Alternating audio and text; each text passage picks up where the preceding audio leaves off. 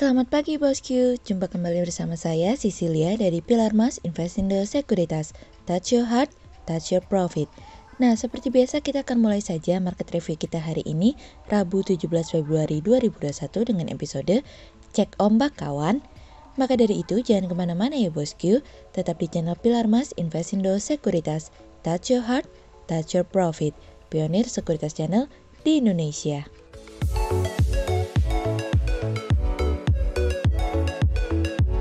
Seperti biasa kita akan mulai dari Global Economics Calendar. Ada berita dari US Empire Manufacturing yang naik dari sebelumnya 3,5 menjadi 12,1.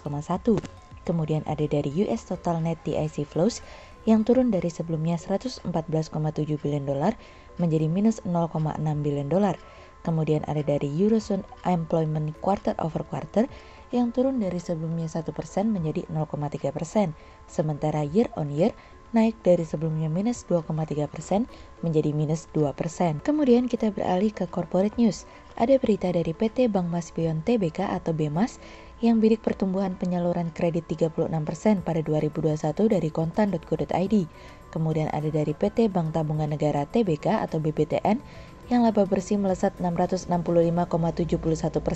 secara tahunan atau year on year pada 2020 dari kontan.go.id.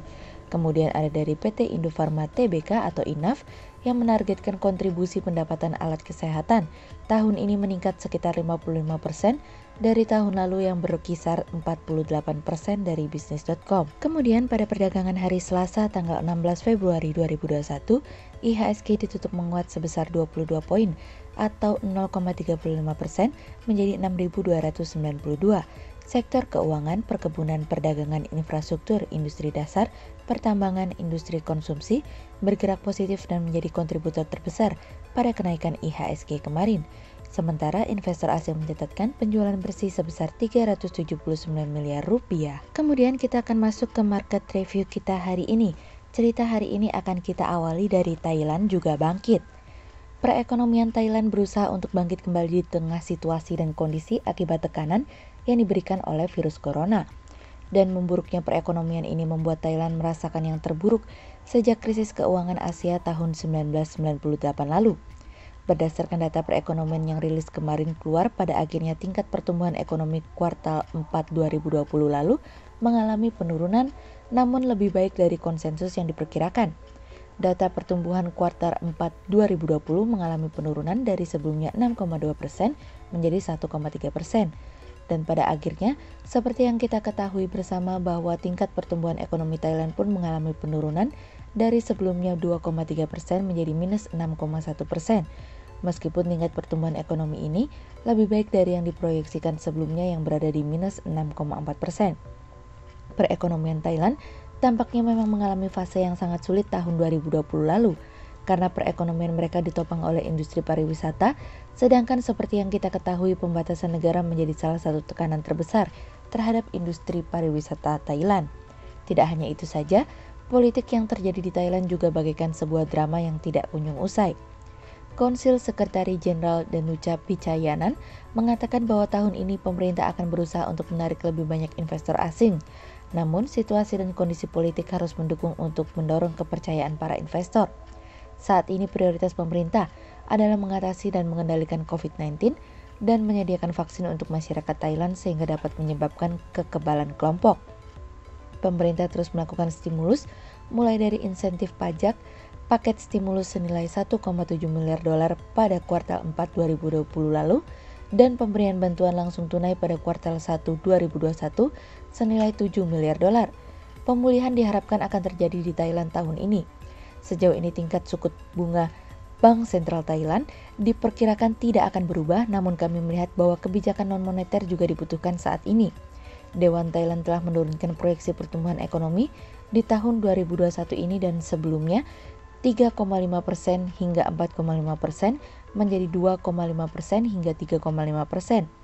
Namun, proyeksi yang sekarang ini lebih mirip dengan proyeksi Kementerian Keuangan, yang dimana ada potensi kenaikan pertumbuhan ekonomi sebesar 2,8% dan proyeksi dari Bank Sentral Thailand sebesar 3,2%.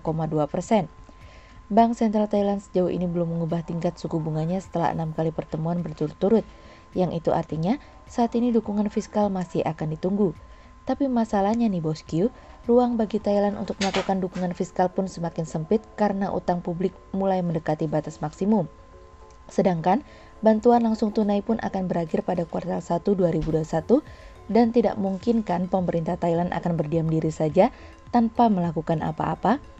Beberapa poin yang menjadi perhatian dari pidato Dewan adalah yang pertama, Dewan mengharapkan akan ada 3,2 juta wisatawan akan hadir pada tahun 2021. Angka ini kembali turun dari perkiraan sebelumnya sebesar 5 juta. Yang kedua, pemerintah akan mencoba untuk melonggarkan pembatasan perjalanan pada kuartal 4 tahun ini. Yang ketiga, 50% dari populasi masyarakat Thailand harus dapat divaksinasi pada akhir tahun ini dan 25% tambahan pada kuartal 1 2022. Tidak mudah memang bagi Thailand untuk bangkit, namun bukan berarti Thailand akan menyerah begitu saja tanpa berusaha. Kemudian cerita selanjutnya datang dari bantuan tiba tapi akhir Februari ya. Yap, akhirnya setelah perjuangan sekian lama dengan penuh perjuangan DPR Amerika pada akhirnya akan memberikan suara terkait dengan stimulus pada tanggal 26 Februari mendatang, di mana nilai stimulus tersebut tidak berubah berada di 1,9 triliun dolar. Deadline yang diberikan oleh Demokrat menunjukkan bahwa Biden membutuhkan stimulus ini untuk dapat diberikan kepada masyarakat Amerika, yang dimana isinya masih seputar dengan kompensasi bagi pengangguran, pendanaan untuk sekolah dan vaksin yang diharapkan dapat diberikan hingga putaran terakhir yang selesai pada tanggal 14 Maret mendatang. Ada kemungkinan undang-undang tersebut membutuhkan amandemen terhadap beberapa pasal di dalamnya, khususnya kenaikan upah minimum pemerintah yang berada di 15 dolar.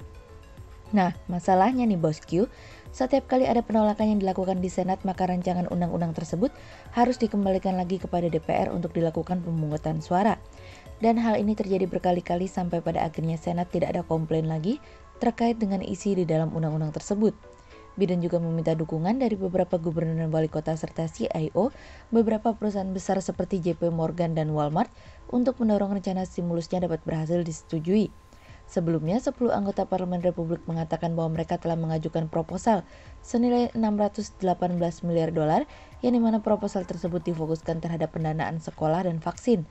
Namun Biden menolaknya karena prioritas Biden dan Demokrat adalah memberikan tunjangan pengangguran dan memberikan stimulus yang dibutuhkan. Komite DPR telah menyetujui bahwa rancangan undang-undang stimulus tersebut akan dilakukan di bawah proses rekonsiliasi anggaran atau jalur cepat, yang dimana mereka berusaha untuk mewujudkan undang-undang itu dengan proses yang lebih sederhana. Ketua DPR Nancy Pelosi mengatakan bahwa dirinya akan segera mengirimkan rancangan undang-undang tersebut ke Senat agar dapat segera disahkan di DPR.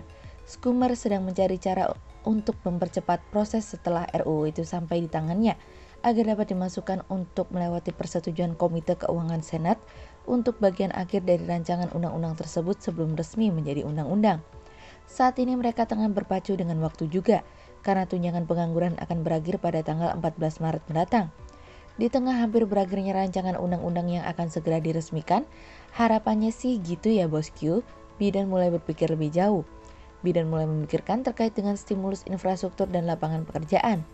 Biden akan memulai pertemuan dengan senator dari kedua belah pihak untuk membahas proposal tentang infrastruktur, internet, hingga ke wilayah pelosok dan energi terbarukan. Kemudian cerita selanjutnya datang dari revisi guys. Kementerian Keuangan kembali merelokasikan belanja negara untuk tahun 2021, di mana kebijakan kedepannya mengedepankan peran APBN sebagai kontrsiklikal terhadap kondisi perekonomian. Terdapat beberapa perubahan dari anggaran belanja 2021, di mana belanja non-KL pada rancangan awal 922,6 triliun rupiah menjadi 910 triliun rupiah. Menteri Keuangan juga menjelaskan transfer ke daerah dan dana desa juga mengalami perubahan dari 795,5 triliun rupiah turun menjadi 780,5 triliun rupiah. Pemerintah juga akan gunakan pembiayaan investasi untuk membangun perekonomian dengan alokasi 184,5 triliun rupiah. Jika dirinci lebih jauh, alokasi untuk kesehatan naik signifikan atau sebesar 50% dari 169,7 triliun rupiah menjadi 254 triliun rupiah. Sedangkan untuk dana pendidikan tidak mengalami perubahan atau tetap 550 triliun rupiah. Perlindungan sosial naik dari 408,8 triliun rupiah jadi 449,5 triliun rupiah. Kenaikan beberapa pos membuat anggaran infrastruktur turun dari 417,4 triliun rupiah menjadi 387,4 triliun rupiah. Insentif usaha mengalami penurunan, di mana stimulus berupa pengurangan pajak ini dari realisasi sementara 56,12 triliun rupiah menjadi 53,86 triliun rupiah. Sedangkan dukungan kepada pelaku UMKM serta pembiayaan korporasi naik dari 173,17 triliun rupiah pada 2020 tahun ini menjadi 187,17 triliun rupiah. Untuk pangan, pariwisata, dan ICT tidak mengalami perubahan. Pemerintah kembali menaikkan anggaran pemulihan ekonomi nasional atau PEN menjadi 688,3 triliun rupiah atau naik 84% dari alokasi awal sebesar 372,3 triliun rupiah. Percepatan terhadap pemulihan pandemi tentu sangat menjadi harapan bagi pelaku pasar. Hal tersebut seiringan dengan potensi pulihnya daya beli dan juga keyakinan pelaku bisnis untuk dapat kembali berekspansi. Sehingga berdasarkan technical analisa, kami melihat saat ini IHSG memiliki peluang bergerak melemah dan ditradingkan pada level 6.244 hingga 6.322. Tetap cermati ombaknya ya bosku, kapan masuk dan kapan keluar. Berikut stock watch pilar emas hari ini ya bosku. Yang pertama ada dari BBNI, kemudian yang kedua ada dari BBCA, dan yang ketiga ada dari AGI. Berikut dua saham yang kami analisa hari ini ya bosku. Yang pertama ada dari BBTN atau PT Bank Tabungan Negara Tbk yang laba bersih melesat 665,71%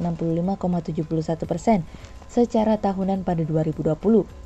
Di tahun 2020, perusahaan mencatatkan kinerja yang gemilang di tengah pandemi corona yang sedang melanda, di mana perusahaan BTN sukses meraih laba bersih 1,60 triliun rupiah. Laba tersebut melambung tinggi dari posisi 209 miliar rupiah di periode yang sama tahun 2019. Di mana laba bersih perseroan ditopang pendapatan bunga sebesar 25,16 triliun rupiah pada kuartal 4 2020. Pendapatan bunga tersebut disumbang oleh penyaluran kredit yang tetap bertumbuh meski berada di bawah tekanan pandemi, sehingga berdasarkan technical analisa dalam tren pada jangka waktu short term berpotensi untuk bearish dengan target 2000 dan tingkat probabilitas sebesar 47%. Kemudian yang kedua ada dari Weton atau PT Wijaya Karya Beton Tbk yang optimistis bisa menggenjot kinerja di tahun 2021. Optimis tersebut seiring dengan upaya perusahaan dalam meningkatkan utilitas pabrik. Hal ini untuk menjawab kebutuhan akan beton secara nasional yang sebesar 102 ton pada tahun 2021. Ini akan mendorong perusahaan dalam menjemput peluang tersebut, di mana kebutuhan tersebut termasuk beton precast dan ready mix yang dilakukan pabrikan dan backyard industri. Sebagai informasi, saat ini kapasitas terpasang weton sebesar 4,42 juta ton per tahun untuk precast dan 1,8 juta ton per tahun untuk ready mix. Sehingga berdasarkan technical analisa dalam tren pada jangka waktu short term berpotensi untuk bearish dengan target 335 dan tingkat probabilitas sebesar 62%. Berikut kami akan menampilkan 40 saham pilihan dari pilar emas.